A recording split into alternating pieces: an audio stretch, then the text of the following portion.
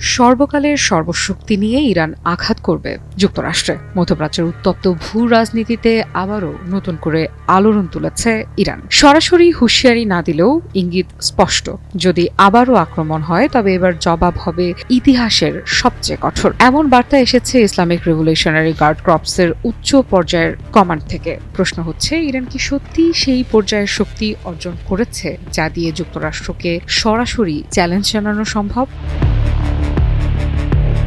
সম্প্রতি আইআরজিসির কুদস ফোর্সের commander brigadier general Ismail ঘানি তার বার্তায় বলেছেন, প্রতিরোধ জোট এখন আগের যে কোনো সময়ের তুলনায় বেশি ঐক্যবদ্ধ এবং শক্তিশালী। এই প্রতিরোধ জোট বলতে শুধু ইরান নয়, বরং লেবাননের হিজবুল্লাহ, ইয়েমেনের হুথি এবং ইরাক সিরিয়ার বিভিন্ন সশস্ত্র গোষ্ঠীকে বোঝানো হচ্ছে। অর্থাৎ এটি একক কোনো রাষ্ট্র নয়, বরং একটি ছায়া জোট যার বিস্তার পুরো মধ্যপ্রাচ্য জুড়ে।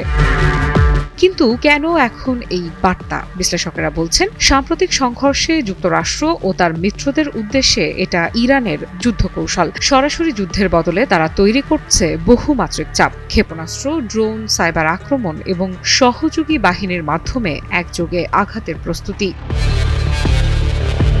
ইরানের সেই সর্বকালের সর্বশক্তি আসলে কি? সামরিক বিশ্লেষণ বলছে, ইরানের দূরপাল্লার ক্ষেপণাস্ত্র ভান্ডার এখন মধ্যপ্রাচ্যের সবচেয়ে বড়গুলোর একটি। এর সঙ্গে যুক্ত হয়েছে উন্নত ড্রোন প্রযুক্তি, যা ইতোমধ্যে ইউক্রেন যুদ্ধ সহ বিভিন্ন ক্ষেত্রে কার্যকারিতা প্রমাণ করেছে। শুধু তাই নয়, পারস্য উপসাগরের কৌশলগত পথ, হরমুজ প্রণালী নিয়ন্ত্রণের সক্ষমতাও ইরানের হাতে বড় একটি অস্ত্র।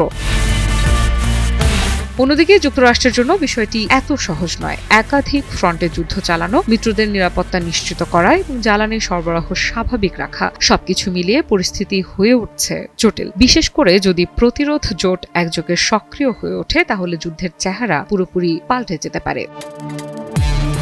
ইরানের এই বার্তায় আরেকটি দিকও রয়েছে, মনস্তাত্ত্বিক যুদ্ধ।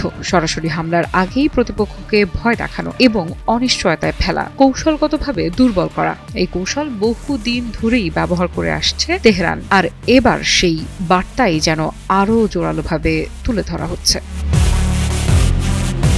আফরিদা ইফরাত, নিউজ 24।